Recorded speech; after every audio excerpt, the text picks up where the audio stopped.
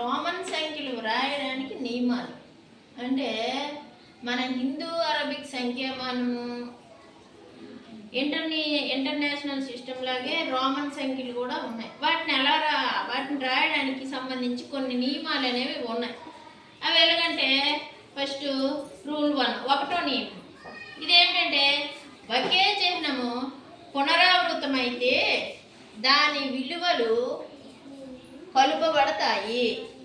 అంటే ఒకే చిహ్నము అనేసి అంటే ఒకే గుర్తు పునరావృతం అవ్వడం అంటే మళ్ళీ మళ్ళీ రావడం. అలాగా వచ్చేటప్పుడు దాని విలువలు అనేవి కలుపబడతాయి, అంటే ఎడిషన్ చేసుకుంటాం.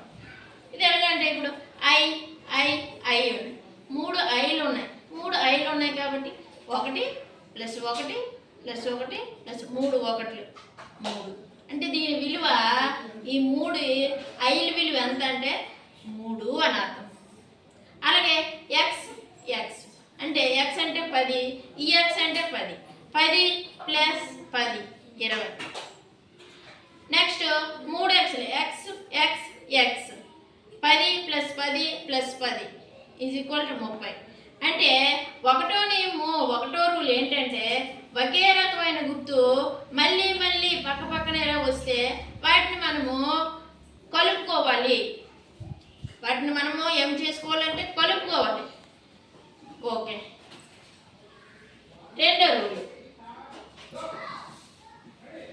ఒకే చిహ్నం వరుసగా లేదా ఒకే క్రమంలో 3 కంటే ఎక్కువ సార్లు వ్రాయరాదు.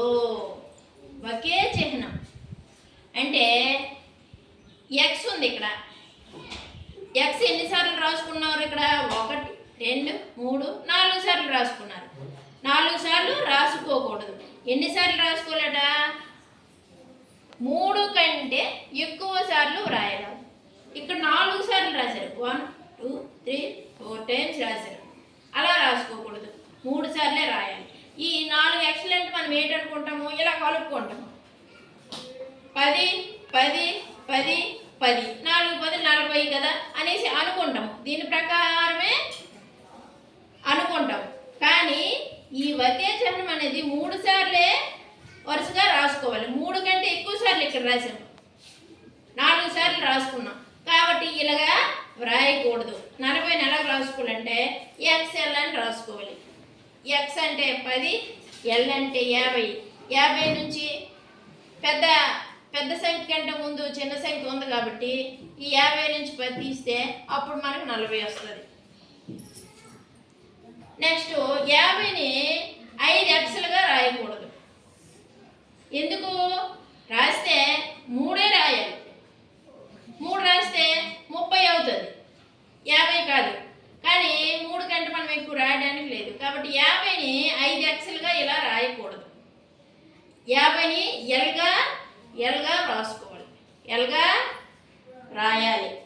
90ని ఎల్ 4 ఎక్స్లుగా రాయకూడదు.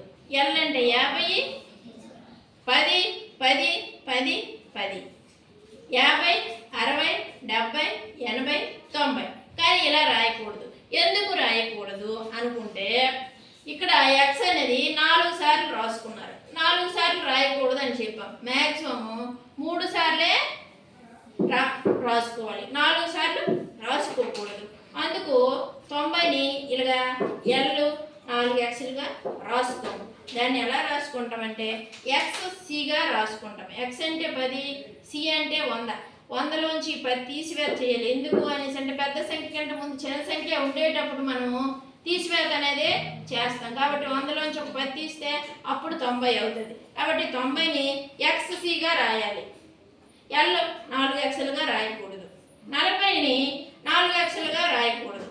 ఎందుకు అనేది అంటే 3 కంటే ఎక్కువ సార్లు ఒక అంకెను వరుసగా వాడకూడదు. మనం ఇక్కడ 4 సార్లు వాడారు. ఎక్స్ ఎక్స్ ఎక్స్ ఎక్స్ 4 ఎక్స్లు ఇలా రాయకూడదు. ఇది రూల్ నెంబర్ 2. ఓకే. మళ్ళీ రూల్ నెంబర్ 1 ఒకే చిహ్నం పునరావృతం అయితే దాని విలువను కలుపుతాం. ఎలాగనేసి అంటే ఐ ఐ ఐ 3 ఐలు వరుసగా వచ్చాయి, ఒకే రకమైన గుర్తులు వరుసగా వచ్చాయి. అలా వచ్చినప్పుడు 1 + 1 + 1 3 1 కలిపాము 3 వచ్చింది. అంటే 3 5 విలువ ఎంత అంటే 3.